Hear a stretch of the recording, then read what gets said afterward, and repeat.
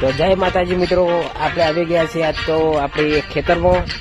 તો આપ જોઈ શકો છો આપણા ખેતરનો નજારો કંઈક આવો છે, જોઈ લો।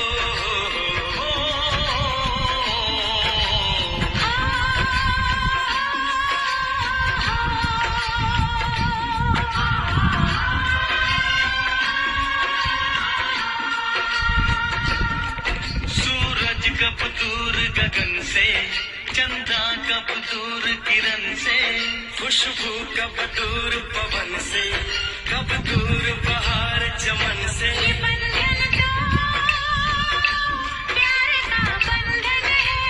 આ આપણે વાડીના છે એરંડા, આ આપણી વાડીએ ખવાયેલા છે, જુઓ। ये बंधन तो